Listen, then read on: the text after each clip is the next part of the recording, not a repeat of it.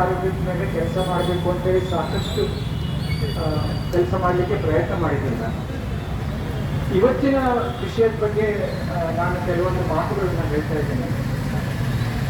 ಇವತ್ತೇನಿದು 11 ಜಿಲ್ಲೆಗಳಲ್ಲಿ ನಮ್ಮ ಕರ್ನಾಟಕ ಸರ್ಕಾರ ಖಾಸಗಿ ಅವ್ರಿಗೆ ಜಿಲ್ಲಾ ಆಸ್ಪತ್ರೆಗಳನ್ನು ಕೊಡಲಿಕ್ಕೆ ಸಜ್ಜಾಗಿ ನಿಂತಿದ್ದೇವೆ.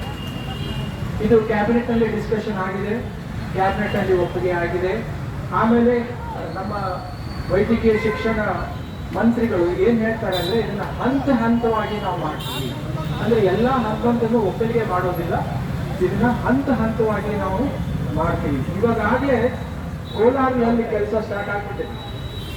ನಿಮ್ಗೆ ಎಷ್ಟು ಗೊತ್ತಿಲ್ಲ, ಕೋಲಾರಲ್ಲಿ ಈ ಖಾಸಗಿ ವಲಯವನ್ನು ಕೊಡಬೇಕನ್ನೋ ಒಂದು ಹುನ್ನಾರದ ಕೆಲಸ ಇವಾಗಲೇ ಆರಂಭವಾಗಿದೆ.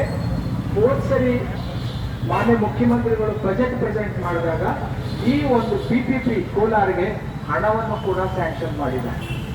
ಸೊ ಈ ಸ್ಥಿತಿಯಲ್ಲಿ ಇದ್ದೀವಿ ನಾವು. ಅಂದ್ರೆ ಕರ್ನಾಟಕ ಸರ್ಕಾರ ಇವತ್ತು ಬಹಳ ಹುಮ್ಮಸದಿಂದ ಹೇಳ್ತಾ ಇದೆ, ನಾವು ಖಾಸಗೀಕರಣ ಮಾಡಲಿಕ್ಕೆ ಹೋಗ್ತಾ ಇದ್ದೀವಿ ಅಂತ ಹೇಳಿ.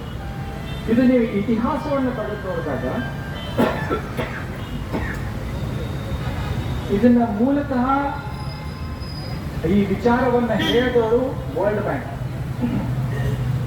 ಬ್ಯಾಂಕ್ ಏನ್ ಹೇಳ್ತಪ್ಪ ಅಂತ ಹೇಳಿದ್ರೆ, ನೀವು ಯಾವುದೇ ವೆಲ್ಫೇರ್ ಆಕ್ಟಿವಿಟಿ ಮಾಡಬೇಡಿ, ಅಂದ್ರೆ ಸಾಮಾಜಿಕ ಕಲ್ಯಾಣ ಕಾರ್ಯಕ್ರಮ ಮಾಡಲೇಬೇಡಿ.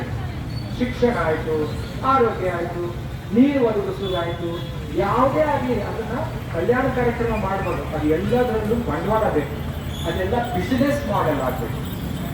ಅಂದ್ರೆ ಯಾವ ಸರ್ಕಾರವನ್ನ ನಾವು ಚುನಾಯಿತಿ ಮಾಡಿ ಕಳಿಸಿರ್ತೀವೋ ಅವರು ಏನಪ್ಪ ಅಂತ ಹೇಳಿದ್ರೆ ನಮಗೆ ಬೇಕಾಗಿರುವಂತ ಅವಶ್ಯಕ ವಸ್ತುಗಳು, ಅದು ನೀರಿರ್ಬೋದು, ಅದು ಪೋಸ್ಟ್ ಇರ್ಬೋದು, ಅದು ಟ್ರಾನ್ಸ್ಪೋರ್ಟ್ ಇರ್ಬೋದು, ಅದು ಶಿಕ್ಷಣ ಇರ್ಬೋದು, ಆರೋಗ್ಯ ಇರ್ಬೋದು, ಎಲ್ಲದರಲ್ಲೂ ಏನಿದೆ ಅವ್ರು ಏನ್ ಹೇಳ್ತಾರೆ ಅಂತಂದ್ರೆ ಖಾಸಗಿ ವಲಯನ ತಗೊಂಡ್ಬನ್ನಿ. ಅಂದ್ರೆ ಇದು ನೇರವಾಗಿ ಏನಪ್ಪಾ ಅಂತ ಹೇಳಿದ್ರೆ ವರ್ಲ್ಡ್ ಬ್ಯಾಂಕ್ ಯಾರ್ದು ನೀವು ಬಹಳ ನೋಡಿದ್ರೆ ಬಂಡವಾಳಶಾಹಿಗಳ ದೇಶಗಳು, ಯುರೋಪ್ನಲ್ಲಿ ಇರುವಂತಹ ದೇಶಗಳೇ ಅದರಲ್ಲಿದ್ದಾರೆ. ಅವರೆಲ್ಲ ಏನ್ ಮಾಡ್ತಾರಪ್ಪ ಅಂತಂದ್ರೆ ತಾವು ಇಲ್ಲಿ ಶಿಕ್ಷಣದಲ್ಲಿ, ಆರೋಗ್ಯದಲ್ಲಿ ತಾವು ಬಂಡವಾಳ ಹಾಕಿ ತಾವು ಲಾಭ ಪಡೀಲಿಕ್ಕೆ ಆಗ್ತದಂತ ಒಂದು ದೊಡ್ಡ ಹುನ್ನಾರ ಇದರಲ್ಲಿ ಇದೆ. ಆದರೆ ನಮ್ಮ ಕರ್ನಾಟಕದಲ್ಲಿ ಸ್ವಲ್ಪ ಭಿನ್ನವಾಗಿದೆ. ನಮ್ಮ ರಾಜ್ಯದಲ್ಲಿ PPP ಮಾಡೆಲ್ ಆಗಿ ಮಂಗಳೂರಲ್ಲಿ ಇವಾಗಲೇ ಯಾವಾಗ 1950 ಇಸ್ವಿಯಲ್ಲಿ ಬಂದಿದೆ. ಇದು ಬಹಳ ಆಶ್ಚರ್ಯ ಅನಿಸ್ಬೋದು. ಉಡುಪಿಯಲ್ಲಿರುವಂತಹ ಜಿಲ್ಲಾ ವೆನ್ಲಾಕ್ ಹಾಸ್ಪಿಟಲ್ ಅಂತ ಇದೆ, ಅದು 1954-55ರಲ್ಲೂ ಅದನ್ನ ಖಾಸಗಿಗೆ ಕೊಟ್ಟಿದ್ದಾರೆ. ಆದ್ರೆ ಅದು ಅವಾಗಿಂದ ನಡೆಸ್ಕೊಂಡ್ಬರ್ತಾ ಇದ್ದಾರೆ. ಅದನ್ನ ನಡೆಸ್ಕೊಂಡ್ಬರ್ತಾ ಇರೋರು ಮಣಿಪಾಲ್ ಹಾಸ್ಪಿಟಲ್ ಅವರು ಅದನ್ನ ತಮ್ಮದೇ ಆದಂತೆ ತಾವು ಮಾಡಿಕೊಂಡು ಅದನ್ನ ಸರಿಯಾಗಿ ನಡೆಸ್ಕೊಂಡ್ಬರ್ತಾ ಇದ್ದಾರೆ. ಮತ್ತೆ ಈ ಸರ್ಕಾರಕ್ಕೆ ಏನ್ ಹೇಳ್ತಾರಪ್ಪ ಅಂತಂದ್ರೆ ಇದು ಒಂದು ಯಶಸ್ವಿ ಮಾಡೆಲ್, ಇದು ನಮಗೆ ಬೇಕಾಗಿರುವಂತಹ ಒಂದು ಬಹಳ ಯಶಸ್ವಿ ಮಾಡೆಲ್. ಅದೇ ರೀತಿಯಾಗಿ ಎಲ್ಲ ಕಡೆ ಹಾಗಾಗಿಲ್ರಿ. ಇದು ಬಹುಶಃ ದೇಶದಲ್ಲೇ ಒಂದೇ ಒಂದು PPP ಮಾಡೆಲ್ ಸ್ವಲ್ಪ ಮಟ್ಟಿಗೆ ಆದರೂ ಕೆಲಸ ಆಗುವಂಗೆ ಆಗಿರೋದು.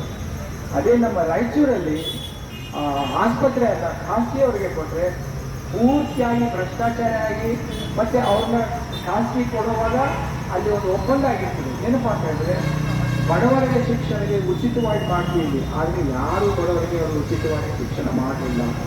ಕೊನೆಗೆ ಏನಾಯ್ತಪ್ಪ ಅಂತಂದ್ರೆ ರಾಯಚೂರು ಆಸ್ಪತ್ರೆಯನ್ನ ಅವರು ಬಿಟ್ಕೊಡ್ಬೇಕು.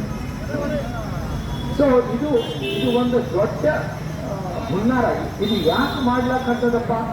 ನಮ್ಮ ರಾಜಕೀಯ ಪಕ್ಷದವರು ಮತ್ತೆ ನಮ್ಮ ರಾಜಕಾರಣಿಗಳು, ಯಾರ ಪಕ್ಷದವರು ಇರಲಿ, ಅಧಿಕಾರದಲ್ಲಿರುವಂತ ಯಾವುದೇ ಪಕ್ಷದಲ್ಲಿರಲಿ, ಅವ್ರಿಗೆ ಭೇದ ಭಾವ ಇಲ್ಲ.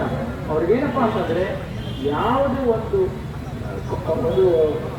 ಜಿಲ್ಲಾ ಆಸ್ಪತ್ರೆ ಇದೆ ಅದನ್ನ ಅವರು ಅಲ್ಲಿರುವಂತಹ ಚುನಾಯಿತ ಪ್ರತಿನಿಧಿಗಳು ಅದನ್ನ ಕಬಳಿಸಿಕೊಂಡು ಅದರಿಂದ ಹಣ ಮಾಡೋ ಒಂದು ಹುನ್ನಾರ ನಡೀತಾ ಇದೆ.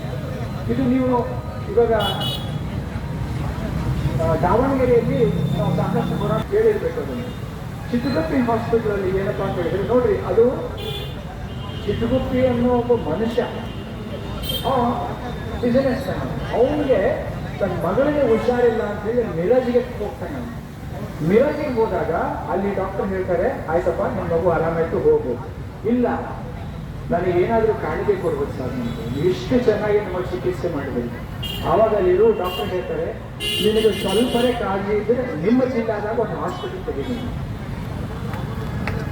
ಆವಾಗ ಆ ಚಿಟ್ಟಗುಪ್ಪೆ ಅನ್ನೋರು ಒಂದು ಭೂಮಿ ಕೊಟ್ಟು, ಆ ಭೂಮಿ ಕೊಟ್ಟು ಅಲ್ಲಿ ಇವತ್ತು ಇರೋದು ಜಿಲ್ಲಾ ಆಸ್ಪತ್ರೆ. ಯಾವುದು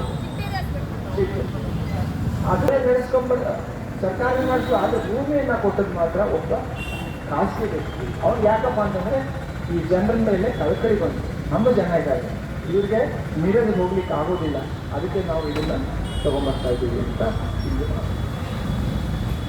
ಆದ್ರೆ ಅದೇ ದಾವಣಗೆರೆ ಜಿಲ್ಲಾ ಆಸ್ಪತ್ರೆ ಮೇಲೆ ಈಗ ಏನಾಗಿದೆ, ಹತ್ತುಗಳ ಕಂಡು ಬಿದ್ದಿದೆ. ಎಂತ ಹತ್ತು? ಅಲ್ಲಿರುವಂತ ರಾಜಕೀಯ ಪುಡಾರಿಗಳು. ಅವ್ರು ಏನಪ್ಪ ಅಂತಂದ್ರೆ ಅದನ್ನ ನಮ್ಮ ಕೈಯಲ್ಲಿ ತಗೋಬೇಕು, ಅದನ್ನ ತಗೋದು ಮತ್ತೆ ಈ ಒಡಂಬಡಿಕೆ ಇವಾಗ ಯಾವ ರೀತಿ ಆಗ್ತದೆ ಇನ್ನೂ ಸ್ಪಷ್ಟ ಇಲ್ಲ. ಅಂದ್ರೆ ಈ ಒಡಂಬಡಿಕೆ ಹೇಗೆ ಆಗಬೇಕು ಅಂದ್ರೆ ಇವರೇನು ಹಣ ಕೊಡಬೇಕಾ ಮತ್ತೆ ಭೂಮಿ ಕೊಡಬೇಕಾ ಇವರು, ಅಥವಾ ಇದಕ್ಕೆ ಹಣ ಕೊಡಬೇಕಾ ಅನ್ನೋ ಇನ್ನ ಒಡಂಬಡಿಕೆ ಇನ್ನ ಸರ್ಕಾರ ಏನಿದೆ ಪಾರದರ್ಶಕತೆ ಮಾಡೇ ಇಲ್ಲ. ಅಂದ್ರೆ ನಮ್ಗೆ ಗೊತ್ತು ಕೂಡ ಇಲ್ಲ ಇದು ಯಾವ ರೀತಿ ಆಗ್ಬೋದು ಅನ್ನೋ ಒಂದು ನಿಟ್ಟಿನಲ್ಲಿ. ಅಲ್ಲಿ ಮೆಡಿಕಲ್ ಕಾಲೇಜ್ ಆದ್ರೆ ಅಲ್ಲಿರುವಂತಹ ವಿದ್ಯಾರ್ಥಿಗಳು ಯಾರು, ಅದನ್ನ ಸೆಲೆಕ್ಷನ್ ಮಾಡೋರು ಯಾರು, ಅವ್ರು ಎಷ್ಟು ಡೊನೇಷನ್ ತಗೋಬೇಕು, ಇವೆಲ್ಲ ಕೂಡ ಬಹಳ ಏನಾಗಿಬಿಟ್ಟಿದೆ ಅಂತ ಹೇಳಿದ್ರೆ ಎಲ್ಲ ಅಸ್ಪಷ್ಟ, ಎಲ್ಲ ಕೂಡ ಮುಚ್ಚಿ ಮೇಲೆ ಎಲ್ಲಿ ಕೆಲಸ ನಡೀತಾ ಇದೆ.